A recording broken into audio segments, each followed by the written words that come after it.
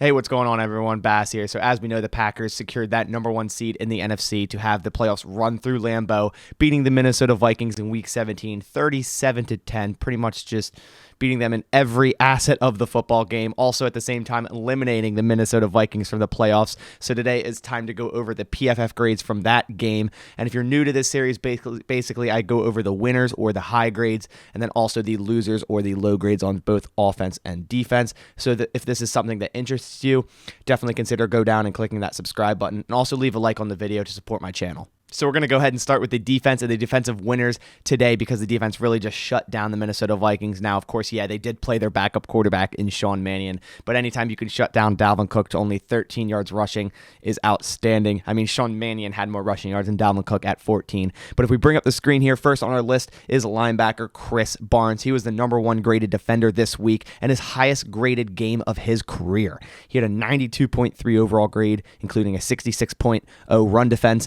78.3 tackle, 70.4 pass rush, and 91.1 coverage grade. And this is just a week after having a very, very terrible coverage grade at 32.5. Chris Barnes had 3 tackles and 3 stops, and he only allowed 2 receptions on 4 targets for 2 yards and also had 2 pass breakups. And as we know, Chris Barnes should have had that pick 6. All in all, Chris Barnes has had some great games this year and some really bad ones, kind of just inconsistent throughout the year, but he'll definitely need to have greatness in the playoffs for this defense to keep succeeding. Next up on the defensive winners is edge rusher Rashawn Gary, who seems to be on this side of the list pretty much every week. Second highest graded defender this week with an 85.5 overall grade, 78.3 run defense, 72.4 tackle, and 74.2 pass rush. Rashawn Gary had another high pressure game with 8 total pressures, 1 sack, 3 hits, and 4 hurries, putting him up to a total of 76 pressures on the year and hitting double-digit sacks at 10. And he's third in the league for pressures within all defenders in the NFL with that 76 pressures, and he's the 8th highest graded edge player in the entire NFL.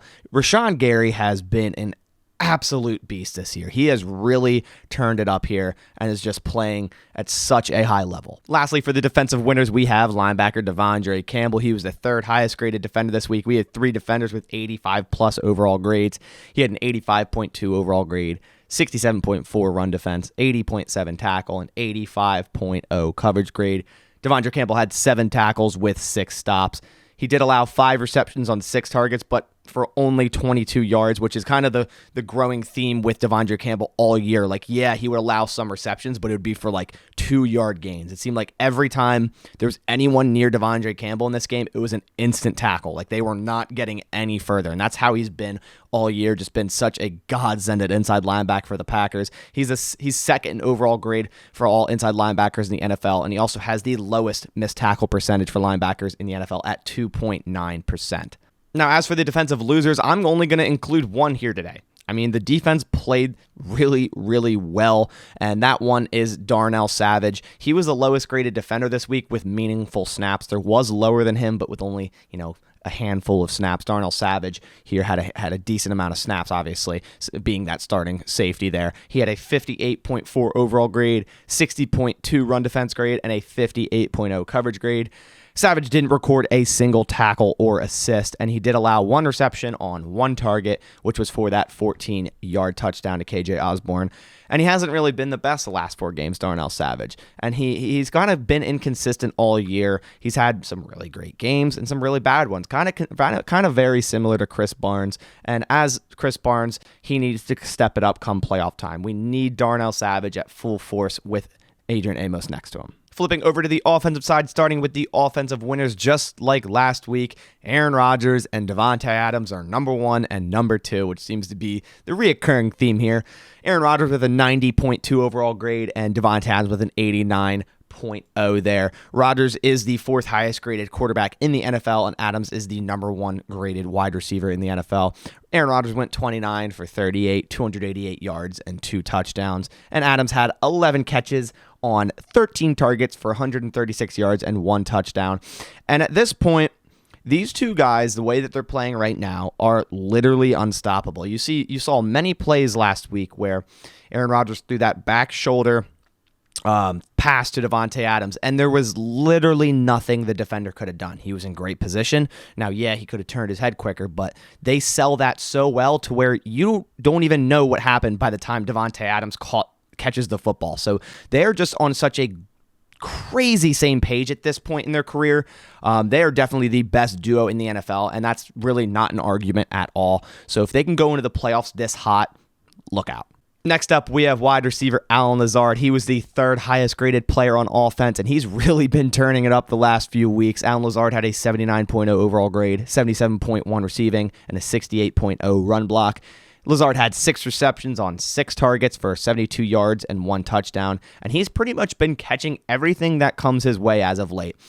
5, 6, 7 weeks ago, it seemed like he kind of started to drop some balls and whatnot, but now it seems like anything that's contested and near him, he's bringing it down and he's securing that catch.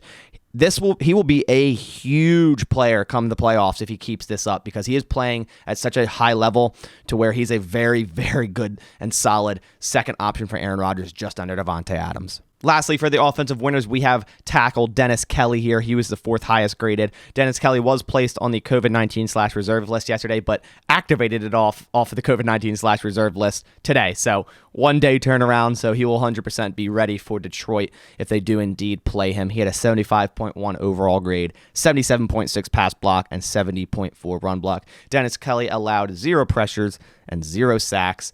And he's done pretty damn well filling in for Billy Turner with that knee injury.